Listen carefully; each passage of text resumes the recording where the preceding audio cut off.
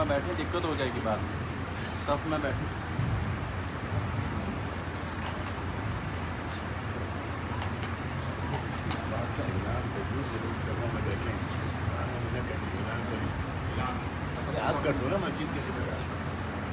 صفوں میں بیٹھے رہیں, بعد میں نماز پڑھنے میں دقت ہو جائے گی. جو جہاں پر ہیں صفوں میں بیٹھے رہیں.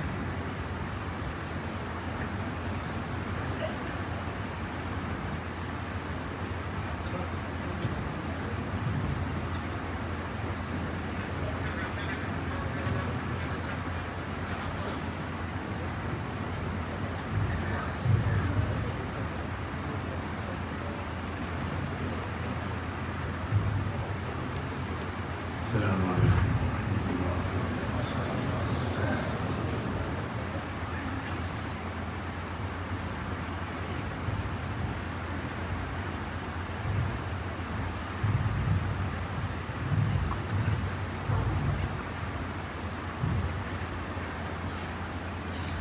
الحمد لله الذي أنزل على عبده الكتاب ولم يجعل له عوجا قيما لينذر بأسا شديدا من لدنه ويبشر المؤمنين الذين يعملون الصالحات أن لهم أجرا حسنا ماكثين فيه أبدا وينذر الذين قالوا اتخذ الله ولدا ما لهم به من علم ولا لآبائهم كبرت كلمة تخرج من أفواههم إن يقولون إلا كذبا. والصلاة والسلام على أشرف الأنبياء والمرسلين سيدنا وسيد الأولين والآخرين محمد وعلى آله وصحبه أجمعين وعلى كل من اهتدى بهداه إلى يوم القيامة.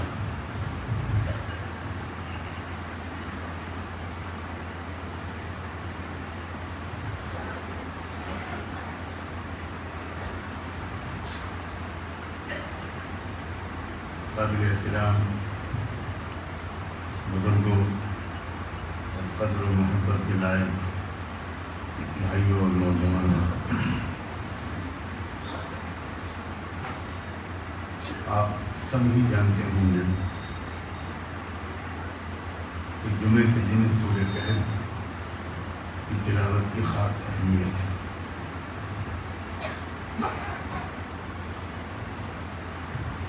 آج کی اس مجلس میں کوشش کروں گا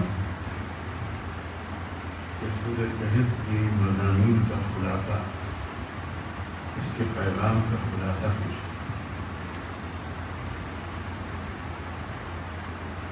یہ بات بھی شاید آپ سب لوگ جانتے ہیں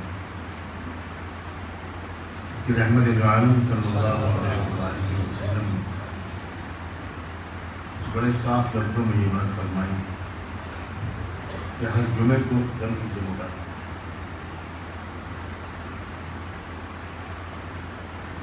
جو شخص سورہ کہف کی تلاوت کرے گا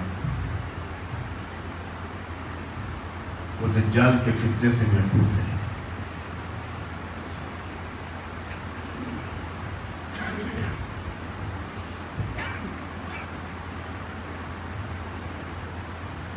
دجال کا فتنہ اب آنے والا ہے.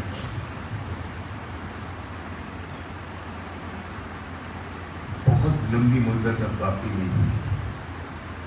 کئی علامتیں یہ بتاتی ہیں. یورپ اور امریکہ پوری دنیا میں جب تباہی مچائے گا اور صہیونی اور صلیبی طاقتیں جب پوری دنیا میں ظلم کے سمندر بہائیں گے، دریا نہیں سمندر، اس وقت دجال آئے. پہلے دجال کا فتنہ کروڑوں انسانوں کو اپنی لپیٹ میں لے چکا ہوگا، جس میں کروڑوں مسلمان بھی ہوں.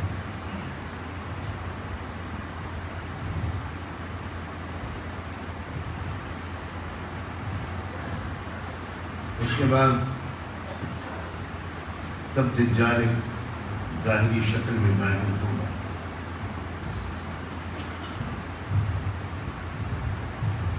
جو لوگ دنیا کے حالات کو گہرائی سے جانتے ہیں اور قرآن کو بھی گہرائی سے سمجھتے ہیں، اور رحمت عالم صلی اللہ علیہ وآلہ وسلم نے آخری زمانے کے بارے میں جو اشارات فرمائی یا جو تفصیلات بیان فرمائی، جو لوگ ان سب چیزوں کو جانتے ہیں وہ یہ جانتے ہیں کہ اب دجال کا فتنہ دن بدن بڑھ رہا ہے، صہیونی اور صلیبی طاقتوں کے مظالم بڑھ رہے ہیں، مشرکین کا ظلم و ستم بڑھ رہا ہے،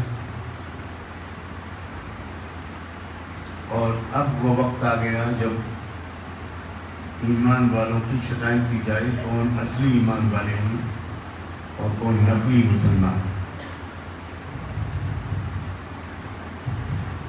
یہ بے فکری کے ساتھ کھانے کمانے کا دور نہیں ہے،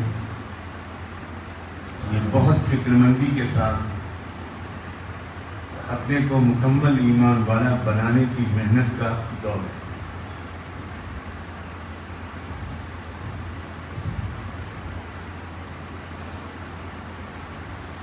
سورہ کہف میں جو کچھ کہا گیا، اللہ کے رسول نے یہ اشارہ فرما کر کہ اس کی تلاوت کی برکت سے، اس پر غور کرنے کی برکت سے دجال کے فتنے سے حفاظت ہوگی، آپ نے یہ اشارہ فرمایا کہ سورہ کہف میں جو رہنمائی دی گئی ہے وہ مستقبل کے بارے میں، جبکہ سورہ کہف میں جو واقعات سنائے گئے ہیں اور جن واقعات کے ذریعے سے رہنمائی دی گئی ہے وہ سب ماضی کے دور کے واقعات۔ آج میں ان تینوں واقعوں کا مختصر تذکرہ کروں گا، اللہ آسان فرمائے۔ ایک واقعہ تو یہ ہے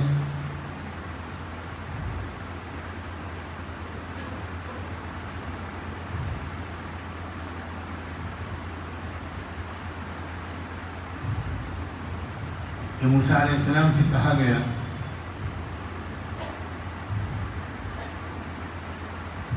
کہ اصل حقیقت کو جاننے کے لیے ایک دوسرے علم کی ضرورت پڑتی ہے۔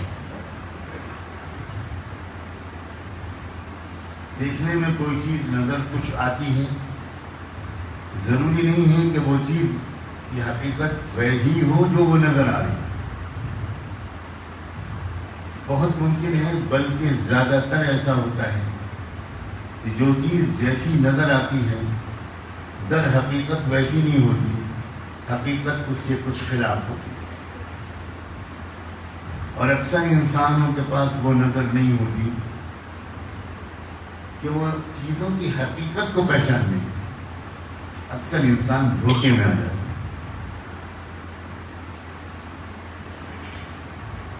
موسیٰ علیہ السلام کو اس کا عملی تجربہ کرانے کے لیے اللہ نے کہا کہ ایک بندہ ہے جس کو ہم نے چیزوں کی حقیقت کو پہچاننے والا علم دیا ہے،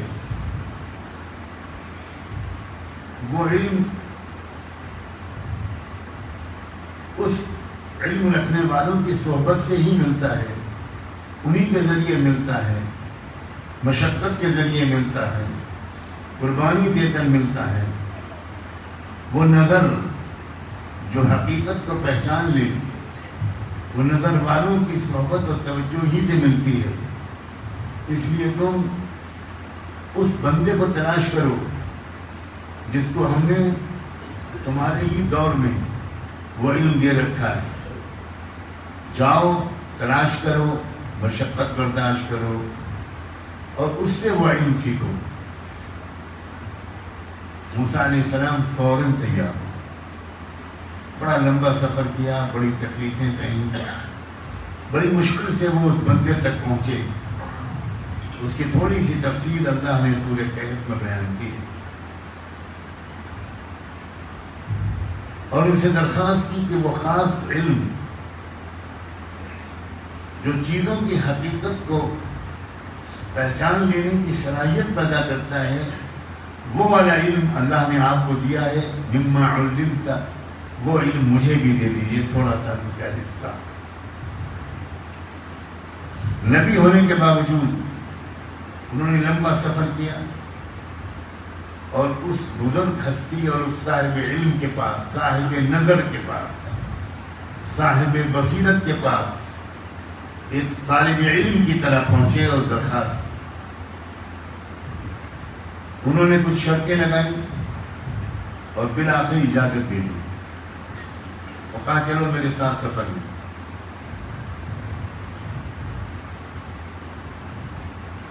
اب سمندر کا سفر کرنا تھا، ایک کشتی والا تیار ہو گیا، اس کشتی پر دونوں سوار ہوئے اور سمندر کا سفر کر کے دوسرے کنارے پہنچے۔ دوسرے کنارے پہ پہنچتے یا پہنچنے کے فوراً بعد یا پہنچنے سے ذرا پہلے یہ جو بزرگ تھے جن کے پاس موسیٰ علیہ السلام وہ خاص سمجھداری، وہ خاص نظر اور علم لینے کے لیے گئے تھے، سیکھنے کے لیے گئے تھے، انہوں نے ایک عجیب کام کیا کہ اس کشتی میں سوراخ کر دیا۔ موسیٰ علیہ السلام کو سمجھ میں نہیں آیا کہ یہ کیا ہوا۔ انہوں نے پوچھا کہ صرف کشتی میں خرابی آ جائے گی اور جو سوار ہوگا وہ ڈوب جائے گا، اس لیے کہ پانی اندر آ جائے گا۔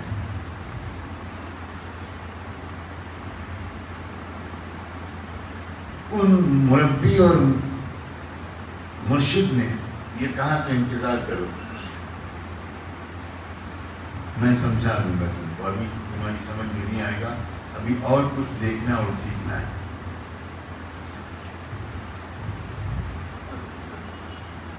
سفر جاری رہا، غیر ضروری تفصیلات قرآن بیان نہیں کرتا۔ اب ایک عجیب و غریب واقعہ ہوا، ناقابل برداشت، ناقابل فہم۔ ایک چھوٹا بچہ نظر آیا، ان بزرگ نے اس بچے کو قتل کر دیا۔ پھر موسیٰ علیہ السلام حیران رہے، ان کی سمجھ ہی میں نہ آیا یہ کیا طریقہ، ایک معصوم جان آپ نے لے لی، ایک بے گناہ بچے کو مار دیا۔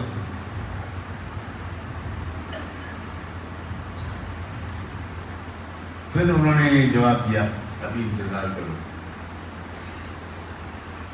میں سمجھاؤں گا سب، ابھی رک جاؤ، ابھی اور کچھ دیکھنا باقی۔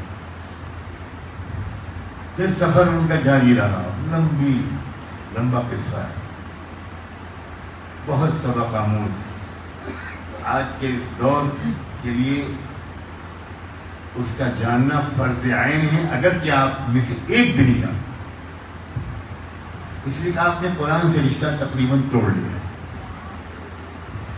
آپ دنیا بھر کی زبانیں پڑھ رہے ہیں، قرآن کی زبان نہیں پڑھتے، دنیا بھر کی کتابیں سمجھ رہے ہیں، لیکن قرآن کو سمجھنے کو آپ نے چھوڑ دیا ہے۔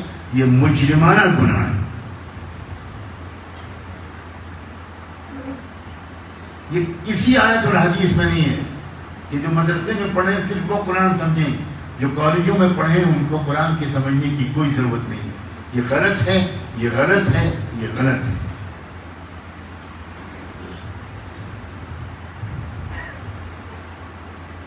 تیسرا واقعہ اور عجیب پیش آیا۔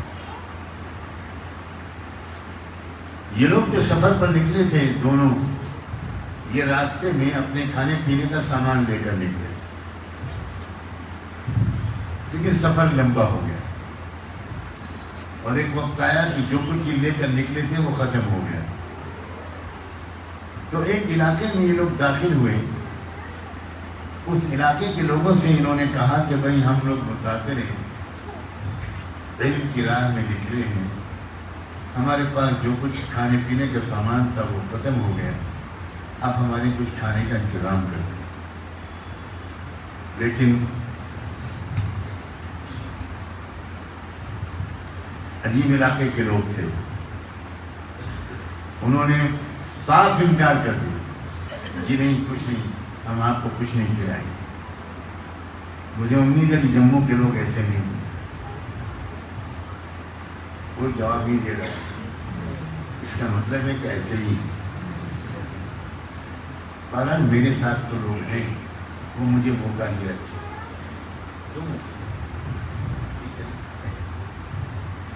بس اب مجھے اطمینان،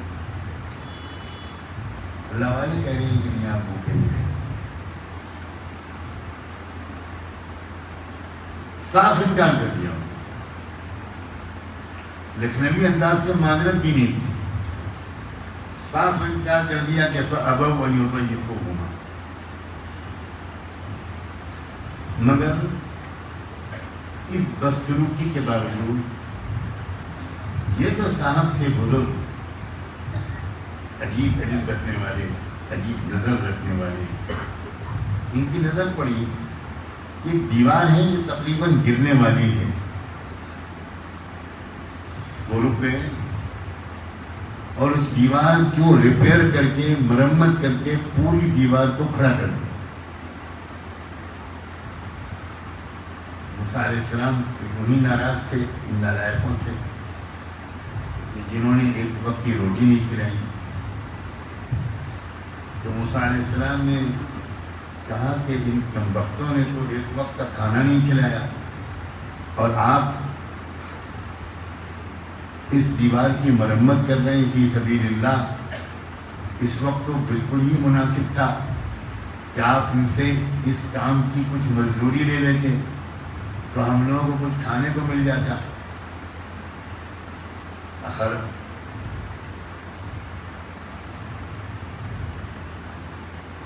تو ان بزرگ نے کہا کہ اچھا اب ہم تم کو سمجھاتے ہیں پوری بات شروع سے آخر تک۔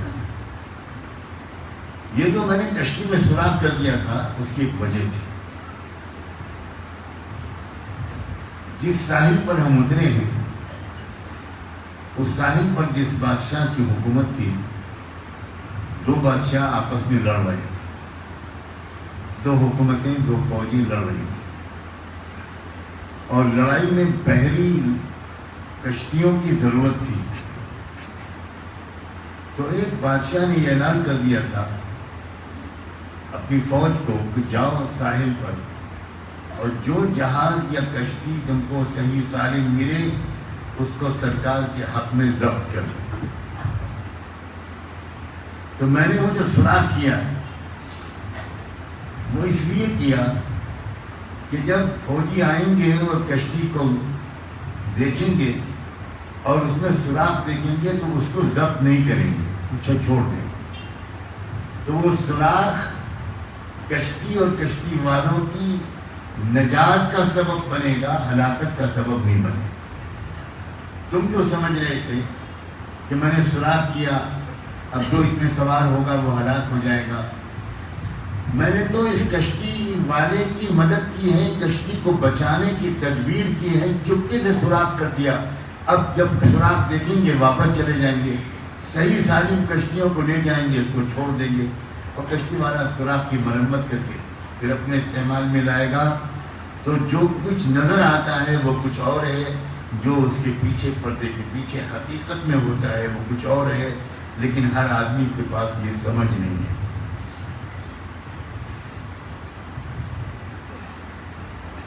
جس کے پاس شے کی حقیقت کو دیکھنے والی نظر ہوگی صرف وہ دجال کے فتنے سے محفوظ ہے۔ پتہ نہیں آپ لوگ اس جملے کی اہمیت کو کتنا سمجھے، مجھے بہت شک ہے، بہت شک۔ آپ میں سے کتنوں کے پاس چیزوں کی حقیقت کو پہچاننے کی نظر ہے؟ شاید اس پورے مجمع میں 3 آدمی بھی نہیں۔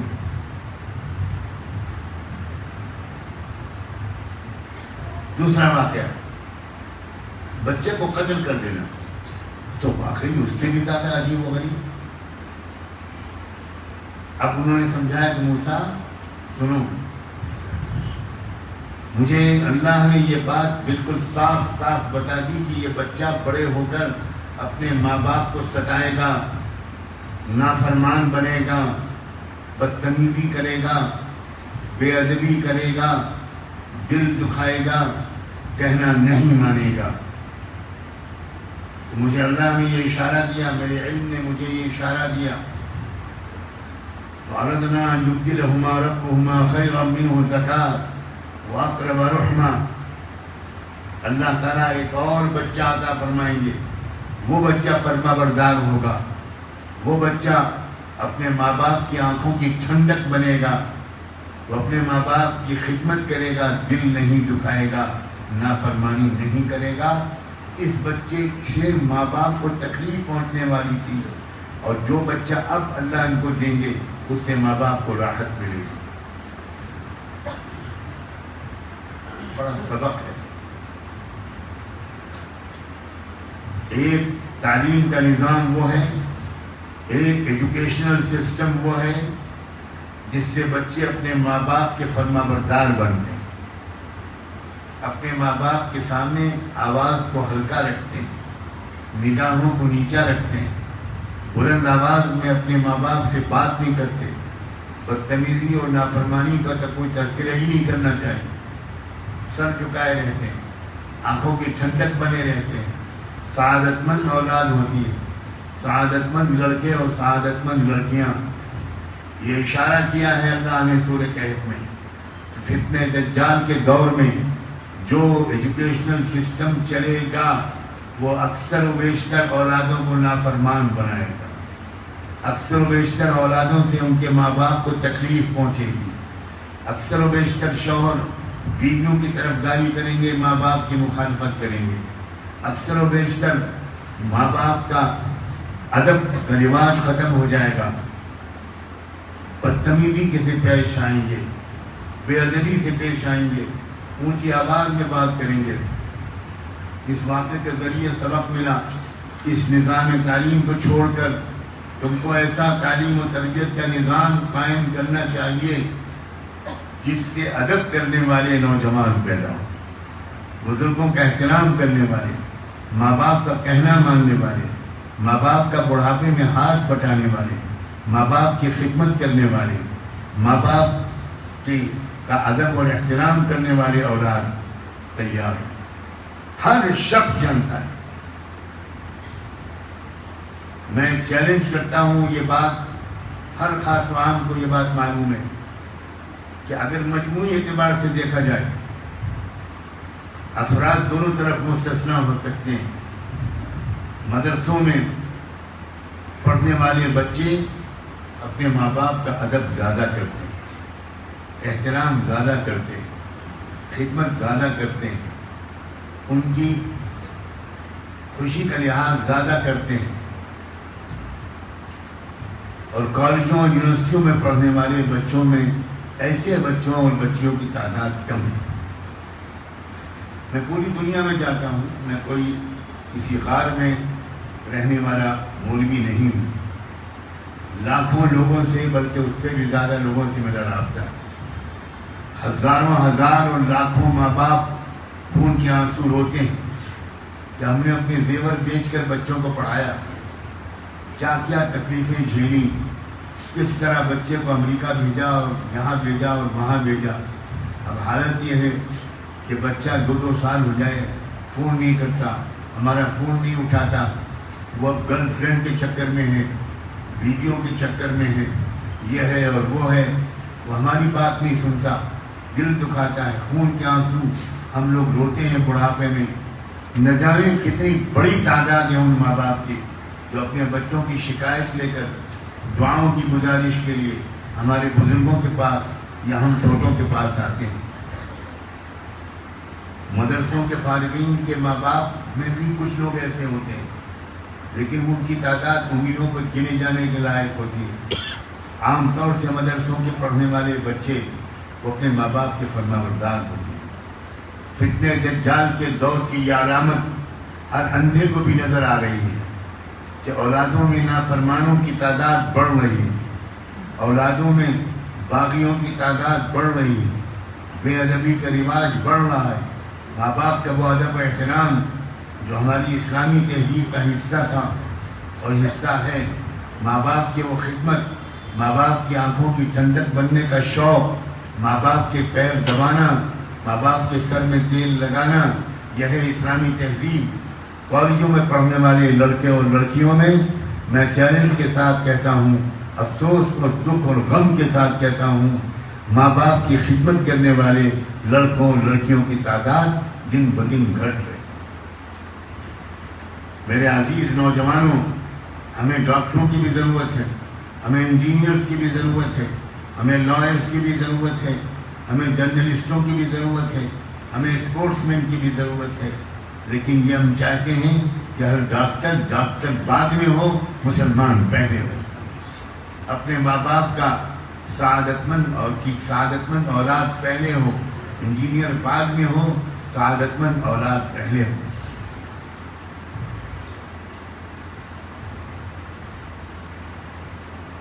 آپ نے امام شافعی رحمۃ اللہ علیہ کا نام سنا ہوگا، بہت عظیم علماء میں گزرے، اتنے بڑے عالم تھے وہ تو ان کے بارے میں میرا جیسا طالب علم یقین سے کہہ سکتا ہے کہ اگر وہ پچھلی قوموں میں ہوتے تو وہ اپنے وقت کے نبی ہوتے، یہ مقام تھا ان کا۔ اس کے باوجود رات میں جب والدہ ان کی ماں بستر پر آرام کرنے کے لیے لیٹتی تھی تو وہ آ کر ان کے سر دباتے تھے، سر میں تیل لگاتے تھے، ٹانگیں دباتے تھے، پیر دباتے تھے، اور آخر میں اپنی ماں کے پیروں کے تلوے زبان سے چاٹتے تھے۔ ان کی ماں ہاتھ پکڑتی تھی، بیٹا کیا کر رہے ہو، یہ بیٹا تم کیا کر رہے ہو، تم امت کے سب سے بڑے امام ہو، تم جب نکلتے ہو مسجد جانے کے لیے تو ہزاروں لوگ سڑک کے دونوں طرف صرف تمہارے روشن چہرے کو دیکھنے کے لیے کھڑے رہتے ہیں، ہزاروں تمہارے شاگرد ہیں، یہ تم میری پیروں کے تلوے کیوں چاٹ رہے ہو؟ امام شافعی اپنی ماں کے پیر کو چومتے ہوئے کہتے تھے، ماں میں اپنے آپ کے پیروں کے تلوے نہیں چاٹ رہا ہوں، میں اپنی جنت چاٹ رہا ہوں، کہ وہ میرے آقا رحمت عالم صلی اللہ علیہ وآلہ وسلم نے یہ فرمایا ہے کہ ماں کے پیروں کے نیچے اولادوں کی جنت ہوتی ہے، میں تو اپنی جنت چاٹ رہا ہوں۔ آپ میں سے کبھی کسی نے اپنی ماں کے پیروں کے تلوے چاٹے؟ میں نوجوانوں سے بڑے پیار سے کہتا ہوں، اس سے پہلے کہ تمہارے سر پر سے تمہاری ماں کا جنازہ نکلے، سایہ اٹھے، اس سے پہلے کہ تمہارے گھر کی چوکھٹ سے تمہاری ماں کا جنازہ نکلے، اپنی ماں کی دعائیں لے لو، اپنی ماں کی خدمت کرو، اپنے ماں باپ کے فرما بردار بنو، ان کے غم بانٹو، ان کے بوجھ ہلکا کرو۔ جب تم خود باپ بنو گے، خود دادا بنو گے، تب تم کو پتہ چلے گا کتنی مشکل سے ایک فیملی چلائی جائے گی۔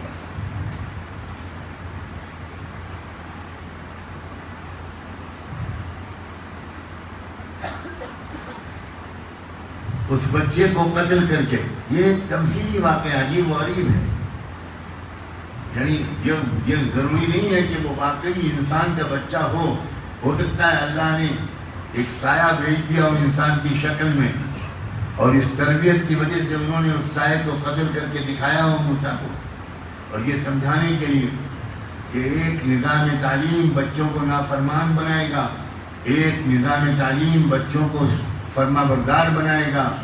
اس بات کو سورہ کہف میں رکھ کر اللہ نے فتنہ دجال کے دور میں امت مسلمہ کو آگاہ کیا ہے۔ تم خود سوچو، تم کس ادارے میں پڑھو گے، کس ایجوکیشنل سسٹم سے زیادہ فائدہ اٹھاؤ گے، کس ایجوکیشنل سسٹم کو بہت اہمیت دو گے، کس ایجوکیشنل سسٹم کو حقیر سمجھو گے۔ ہمارے کچھ پڑھے لکھے جاہل مدرسوں کو حقیر سمجھتے ہیں۔ میں جانتا ہوں مدرسوں کے نظام تعلیم میں کچھ ترقی کی ضرورت ہے، کچھ اضافے کی ضرورت ہے، اور میں اس میں دن رات لگا ہوا ہوں، اور میں نے اپنی بساط کے مطابق ایک ایسا ادارہ قائم کیا ہے جس کے بارے میں میری امید اور دعا ہے ڈرتے ڈرتے کہ اللہ اس کو آگے کے دور میں مدارس کے لیے ایک نمونے کا مدرسہ بنا دے، ایک نمونے کا ادارہ بنا دے۔ میں نہیں کہتا کہ ہر مدرسے میں ماڈرن ایجوکیشن ہونی چاہیے، لیکن میں یہ ضرور کہتا ہوں کہ کچھ اداروں کے اندر دونوں تعلیمیں ہونی چاہیے، مگر روحانی تربیت کے ساتھ، اخلاقی تربیت کے ساتھ، نفلی روزوں اور تہجد تک کے اہتمام کے ساتھ۔ تیسرا واقعہ،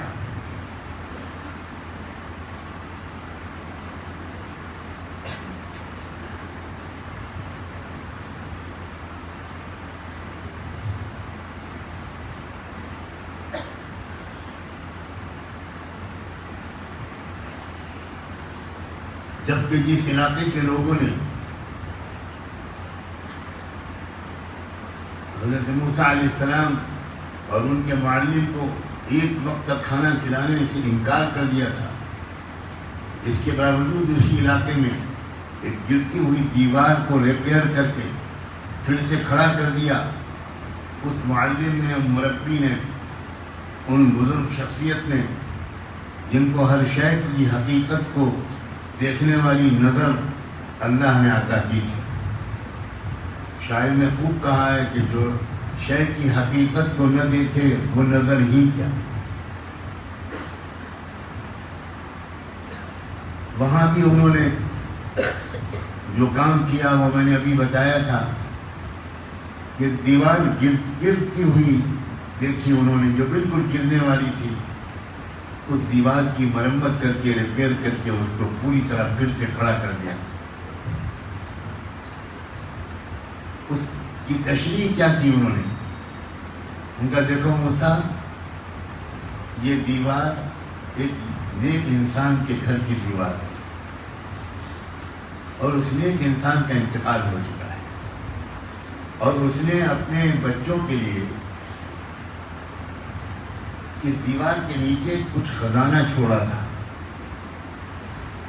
اس انتظار میں کہ بچے جب بڑے ہو جائیں گے تو اس دیوار کے نیچے چھپا ہوا وہ جو مال ہے وہ نکال لیں گے اور اس سے پھر ان کا کام چلے گا۔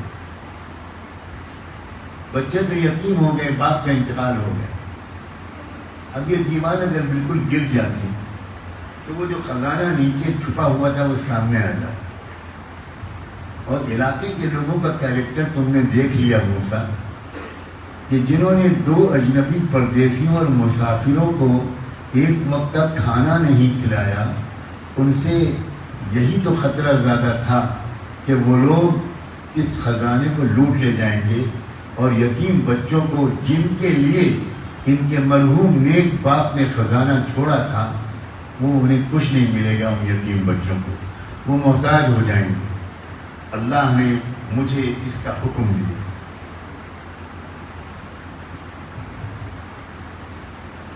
اللہ نے میرے دل میں یہ بات ڈالی کہ میں اس دیوار کی مرمت کر کے اس کو کھڑا کر دوں، اور جب بچے بڑے ہو جائیں گے تو وہ بچے اس دیوار کے نیچے سے اس خزانے کو نکال لیں گے۔ ابھی بچے چھوٹے ہیں، میں ان کو یہ خزانہ ان کے حوالے نہیں کر سکتا، ابھی چھوٹے ہیں، یہ اس کو سنبھال نہیں پائیں گے، لوگ چھین لیں گے۔ بڑے ہو جائیں گے تو انشاءاللہ یہ خزانہ ان کے کام آئے گا، اس لیے میں نے دیوار کو مرمت کر کے کھڑا کر دیا۔ کتنا بڑا سبب! یہ بلا وجہ کی کہانیاں نہیں ہیں قرآن میں۔ قرآن میں ایک لفظ بھی بلا وجہ نہیں ہے کہ کوئی اس طرح کہانی سنا رہا ہو کہ ایک دیوار تھی وہ گر رہی تھی، ایک بابا نے اس دیوار کی مرمت کر کے کھڑا کر دیا۔ لا حول ولا قوت الا باللہ۔ بہت زبردست سبق اور اشارات اور نصیحتیں، احکام ہیں۔ ہمارے ملک میں جو مدارس چل رہے تھے، مکاتب چل رہے تھے، مسجدوں کا نظام چل رہا تھا، دینی کام ہو رہے تھے، وہ مسلم حکومت اور مسلم ریاستوں کے زیر سرپرستی چل رہے تھے۔ اب جب مسلم حکومت چلی گئی، مشرک اور کافر اور صلیبی حکومت آ گئی، تو اس وقت یہ خطرہ ہوا کہ یہ قرآن، حدیث، تفسیر، ادب، اسلامی تہذیب، اسلامی لٹریچر، اسلامی علوم، یہ پورا خزانہ لوٹ جائے گا۔ جیسے اسپین میں لٹ چکا ہے. میں اس امید پر یہ مضمون بیان کر رہا ہوں کہ آپ میں پڑھے لکھے لوگوں کی تعداد زیادہ ہوگی, آپ سمجھ جائیں گے اشاروں. میں بالکل عوامی سطح کی وہ باتیں نہیں کر رہا ہوں جو آپ روز سنتے رہتے ہیں. اور مجھے اپنے علماء سے یہ گزارش کرنی ہے کہ اپنے بیانوں کی سطح کو بڑھائیے. امت اکتا گئی ہے آپ کی زبان سے ایک ہی مضمون کو بار بار سنتے سنتے. آپ کی ذمہ داری ہے کہ امت کی عقلی سطح بڑھے, امت کی فکری سطح بڑھیں, امت کے حوصلے بڑھیں, امت کے عزائم بڑھیں. اس لیے آپ کو نت نئے قرآنی مضامین عوام کے سامنے رکھنے ہوں گے, ورنہ عوام دلچسپی کھوتے چلے جا رہے ہیں بزرگوں کے بیانوں سے. ان کو انٹرسٹ ہی نہیں ہے. وہ سمجھتے ہیں کہ یہ لوگ جو باتیں کرتے ہیں وہ ریلیونٹ نہیں ہیں. جن باتوں کی ہم کو روز ضرورت ہے, سڑک پر ضرورت ہے, بازار میں ضرورت ہے, اسپتال اور بینک میں ضرورت ہے, تھانے اور کچہری میں ضرورت ہے, کالج یونیورسٹی میں ضرورت ہے, اسٹیڈیم میں ضرورت ہے, یہ تو ہمارے علماء بیان ہی نہیں کرتے. اس لیے میں اپنے علماء سے بار بار یہ درخواست کرتا ہوں, اپنے مطالعے کو تازہ بتازہ کیجیے اور اس طرح کے مضامین نوجوانوں کے سامنے, انٹلیکچوئلس کے سامنے, پروفیشنلز کے سامنے, پڑھے لکھے نوجوان بچوں اور بچیوں کے سامنے, مردوں اور خواتین کے سامنے اس طرح کے بیان کیجیے کہ ان کو نظر آئے کہ اسلام از دا موسٹ ریلیجن سویلائزیشن. اسلام ایک بہترین تہذیب ہے. اس سب سے زیادہ ضرورت دور حاضر کو اسلام کی ہے. سائنس کی ضرورت بعد میں ہے, اسلام کی ضرورت پہلے ہے. سائنس ہتھیار بنانا سکھا دے گی, اسلام ویلیوز سکھائے گا, اسلام اخلاقی ضابطے سکھائے گا. سائنس نیوکلیئر بم بنانا سکھا سکتی ہے, لیکن اگر اسلام نہیں ہے تو نیوکلیئر بم ویتنام سے لے کر جاپان کے غریبوں پر برسایا جائے گا. اس لیے ویلیوز کے بغیر, اخلاقی قدروں کے بغیر, انسانی ضابطوں کے بغیر, ہیومن ویلیوز کے بغیر سائنس مہلک ترین چیز. زیادہ اس سے کم نقصان دہ بے پڑھا لکھا آدمی ہے. بے پڑھا لکھا آدمی آپ کی جیب سے پرس نکال لے گا اگر وہ چور ہوگا, اور 500 روپے چرا لے گا. اور پڑھا لکھا چور کئی لاکھ کروڑ کا اسکیم کرے گا. کون سے تعلیمی نظام ہم کو اپنانا چاہیے؟ اور اس دیوار کے واقعے سے کیا سمجھانا چاہے؟ مسلم حکومت کی دیوار کے سائے میں ساری اسلامک ایکٹیویٹیز ہمارے سب کانٹیننٹ میں چل رہی تھی. میں تفصیل میں نہیں جا سکتا, اشارہ بالکل کافی ہے اگر سمجھدار مجمع ہو. اب جب اسلامی حکومت چلی گئی اور ملت اسلامیہ یتیم ہو گئی, وہ سرپرستی ختم ہو گئی, وہ پیٹرونیج ختم ہو گیا, دیوار گرنے کے قریب تھی, تو خطرہ ہو گیا کہ خزانہ لٹ جائے گا, جیسے اسپین میں لٹ چکا ہے. اسپین وہ ملک ہے جہاں سینکڑوں اور ہزاروں علماء پیدا ہوئے, محدثین پیدا ہوئے, تفسیر کے ماہر لوگ پیدا ہوئے, مسلم سائنسداں پیدا ہوئے, مشائخ اور اللہ والے پیدا ہوئے.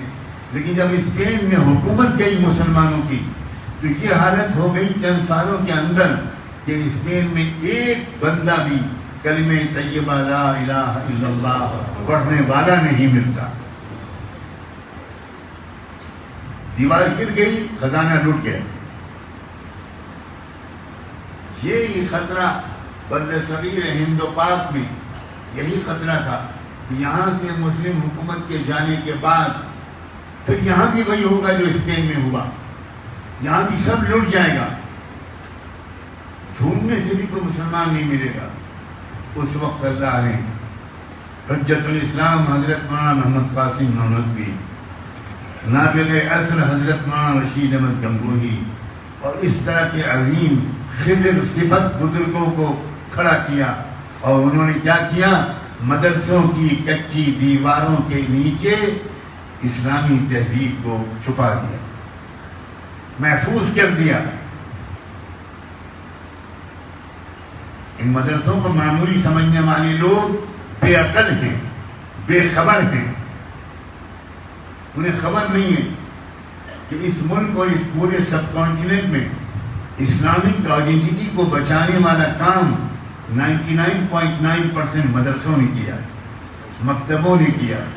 اگر یہ مدرسے اور مکاتب نہ ہوتے تو یہاں مسلمان ڈھونڈنے کو نہیں ملتے۔ سمرقند اور بخارا، تاشقند، ازبکستان، تاجکستان یہ وہ ملک ہے جہاں کے امام بخاری تھے، جہاں کے امام مسلم تھے، جہاں کے امام ترمذی تھے، بڑے بڑے محدثین تھے۔ لیکن جب وہاں حکومت مسلمانوں کی گئی تو کیا آپ کو نہیں معلوم کہ سوویت یونین کے پورے علاقے میں سینکڑوں میل دور سفر کر کے بھی آپ کو ایک نظر آنے والا مسلمان نظر نہیں آتا تھا، لٹ جاتا تھا۔ یہ ہمارے برصغیر کی خصوصیت ہے دوستوں۔ دعا دو علماء کو، احترام کرو بزرگوں کا، پہچانو ان کے احسان کو، ان کی خرابیوں پر ہر وقت بات مت کرو۔ مجھے اتنی الجھن ہوتی ہے جب بھی مجھے انٹلیکچوئل لوگ ملتے ہیں، وہ بھی میرے لیے قابل احترام ہیں، قابل قدر ہیں، ان کی بھی سماج کو ضرورت ہے، لیکن جب بھی وہ ملتے ہیں وہ مدرسوں اور علماء پر تنقیدیں کرتے ہیں۔ انہیں کچھ خبر نہیں ہے کہ ان مدرسوں اور علماء نے ریسورسز کی کمی کے باوجود، وسائل کی کمی کے باوجود اپنی کچی عمارتوں میں اور کچھ کیا ہو نہ کیا ہو، اسلامک آئیڈینٹی کو بچایا ہے۔ اسلامی شناخت کو بچانا یونیورسٹیوں کا کارنامہ نہیں ہے، کالجوں کا کارنامہ نہیں ہے، مسجدوں کا آباد کرنا کالجوں کا کارنامہ نہیں ہے۔ ہمیں پروفیشنل کی ضرورت ہے، ہمیں کالجوں کی ضرورت ہے، ہمیں یونیورسٹیز کی ضرورت ہے، ہمیں ڈاکٹرز کی ضرورت ہے، ہمیں انجینئرز کی ضرورت ہے۔ میں کچھ اور بات کہہ رہا ہوں، خدا کرے میں کہہ سکوں اور آپ سمجھ سکیں۔ اصل لڑائی اس ملک میں آئیڈینٹی کی لڑائی ہے، شناخت کی لڑائی ہے۔ اصل لڑائی اور کوئی نہیں ہے۔ اکنامک لڑائی بعد میں ہے، پولیٹیکل لڑائی بعد میں ہے۔ ساری لڑائیوں کا مقصد یہ ہے کہ مسلمان نہ رہے۔ مسجدیں شہید کی جا رہی ہیں، مشرکوں کی عبادت گاہیں بنائی جا رہی ہیں، کیا یہ نہیں ہو رہا ہے؟ علماء سے مضبوطی سے جڑ جائیے، علماء کا احترام کیجیے، علماء کے مجلسوں میں بیٹھیے، اسلامی کتابوں کو پڑھیے، قرآن کو سمجھنے کی کوشش کیجیے علماء کی نگرانی اور سرپرستی میں۔ اور میں علماء سے بھی درخواست کروں گا، آپ کیا مسلم نوجوان، جموں کشمیر کا مسلم نوجوان بہت قیمتی ہے۔ میں جانتا ہوں آپ کی صلاحیتوں، میں کچھ حد تک جانتا ہوں آپ کے جذبات کو، آپ کی تمناؤں کو، اور آپ خود جانتے ہو نہ جانتے ہوں، ہم جانتے ہو نہ جانتے ہوں، لیکن دشمن آپ کو جانتا ہے، دشمن آپ کی پوٹینشل کو پہچانتا ہے، دشمن آپ کی صلاحیتوں کو پہچانتا ہے، دشمن آپ کی ہمتوں کو پہچانتا ہے، دشمن آپ کے جذبات کو پہچانتا ہے، دشمن آپ کے بلبلوں کو پہچانتا ہے، دشمن آپ کی بہادری کو پہچانتا ہے۔ اس لیے میری گزارش ہے بہت ہی محبت کے ساتھ، بہت محبت کے ساتھ، علماء ان نوجوانوں کو گلے لگائیں، ان کی کمزوریوں پر نظر انداز کرتے ہیں، ان سے یہ امید نہ رکھیں کہ یہ آپ کے مدرسے کے طالب علم جیسے بن جائیں گے، نہیں، بالکل نہیں۔ ان کے ظاہر کو نہ دیکھیے، ان کے اندر چھپے ہوئے مومن دل کو دیکھیے، ان کے تڑپتے ہوئے جذبات کو دیکھیے، ان کے تمناؤں کو دیکھیے، ان کو گلے لگا کر ان کی تربیت جو علماء یہاں کر رہے ہیں، اور الحمدللہ کر رہے ہیں، خوب کر رہے ہیں، اللہ ان کی کوششوں کو کامیاب فرمائے، ترقیاں نصیب فرمائے، ان کی عمر میں برکت نصیب فرمائے، زیادہ سے زیادہ ان کا فیض آپ کو پہنچائے۔ یہ تین باتیں تھیں، تین واقعات جو حضرت موسیٰ علیہ السلام کو دکھائے گئے، اور ساتھ میں نے سبق بھی ان کا بتایا۔ کشتی میں سوراخ، اللہ اکبر، جب تک ہمارے مدرسے ٹوٹی پھوٹی عمارتوں میں تھے، معمولی عمارتوں میں تھے، بالکل دیکھنے میں لگتا ہی نہیں تھا کچھ، تب تک دشمن طاقتیں ان مدرسوں کی طرف متوجہ نہیں تھی۔ کیونکہ کشتی میں سوراخ تھا. کیا ہوگا اس ٹوٹی پھوٹی کشتی سے؟ تو دشمن یہ محسوس کرتا تھا کہ یہ کچی عمارتوں میں چلنے والے ملک سے ان سے ہم کو کیا خطرہ. جب سے ہمارے مدرسوں کی شاندار بلڈنگیں بننے لگی، جب سے ہمارے مدرسوں کی شاندار تعمیرات ہونے لگی، تب سے دشمن کی نظر ان پر پڑنے لگی. مناسب یہی ہے کہ کشتی میں سوراخ باقی رہے. پھر اشارے کو سمجھیں، سوراخوں کو بند مت کرو، سوراخ باقی رکھو، سادہ انداز رکھو، کسی کی نظر ہی نہیں پڑے گی، لوگ حقیر سمجھیں گے. جس دارالعلوم دیوبند سے اشرف علی تھانوی نکلے، جس دارالعلوم دیوبند سے بڑے بڑے علماء نکلے، وہ بہت ہی معمولی ایک چھوٹی سی مسجد میں چل رہا تھا، چھتے والی مسجد میں. جس ندوۃ العلماء سے سید سلیمان ندوی نکلے، شاہ معین الدین ندوی نکلے، اس ندوۃ العلماء کرائے کی عمارت میں 4 کمروں کے ایک فلیٹ میں چل رہا تھا. کوئی شاندار عمارت نہیں تھی. اس لیے زیادہ توجہ بچوں کی پختہ تعلیم و تربیت پر دی جائے، علمی استعداد ان کی مضبوط ہو تاکہ وہ زمانے کے سوالوں کا جواب دے سکیں، احساس کمتری میں مبتلا نہ ہوں، مرعوب نہ ہوں. اور اسی طرح کالجوں یونیورسٹیوں کے بچے وہ سمجھیں کہ ہمیں ادھورا علم سکھایا جا رہا ہے. جب تک آپ قرآن کو نہیں سمجھیں گے، قرآن کی زبان میں آپ جاہل رہیں گے.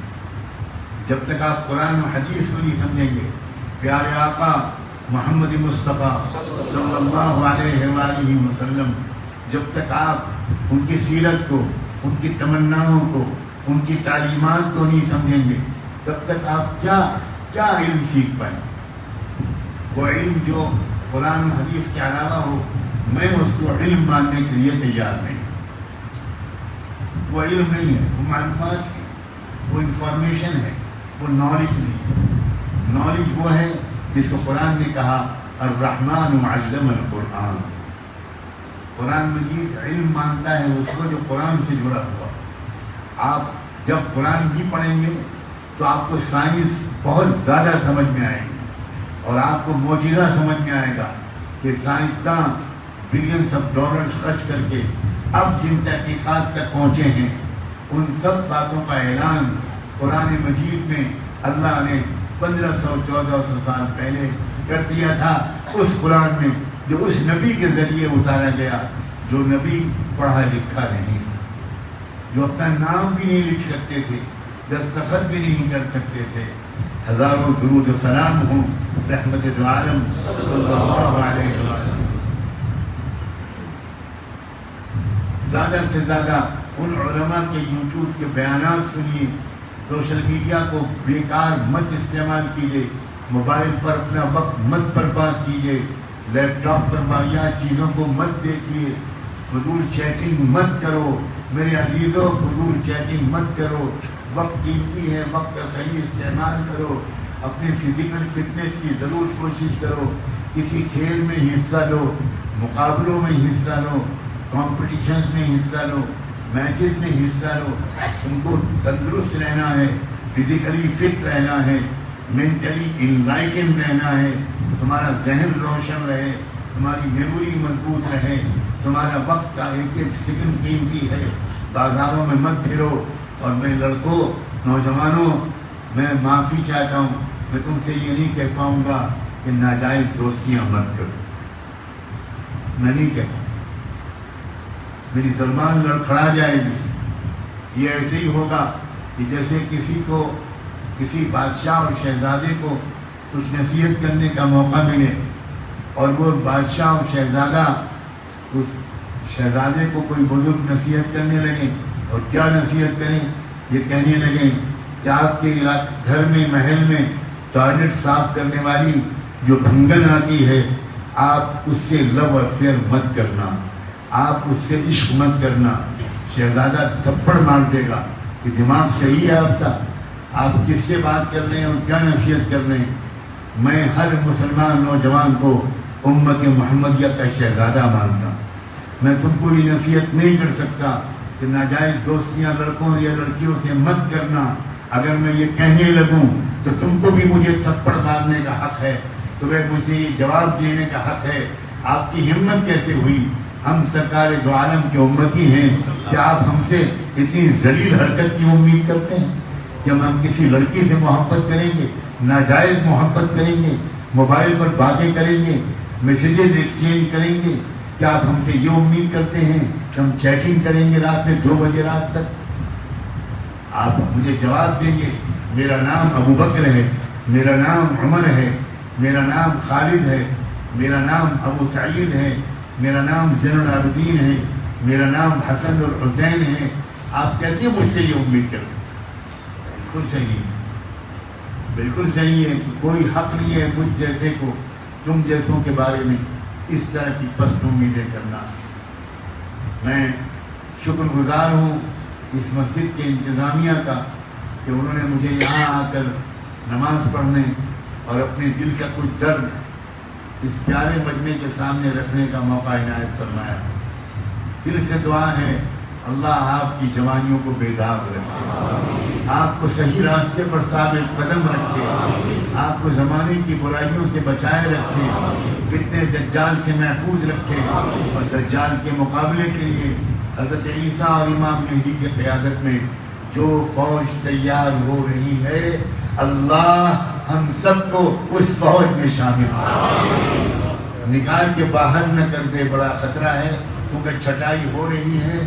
ایک بڑی تعداد مسلمان کہلانے والوں کی دجال کی فوج میں چلی جائے گی, محروم کر دی جائے گی, مسجد اقصیٰ کے خلاف لڑائی لڑے گی, مسلمانوں کو ذبح کرے گی, اور ایک تھوڑی سی تعداد ہوگی تقوی والوں کی, پاک دامن لوگوں کی, اللہ کی باتوں کو ماننے والوں کی, جو امام مہدی اور حضرت عیسیٰ کے ساتھ ہوگی.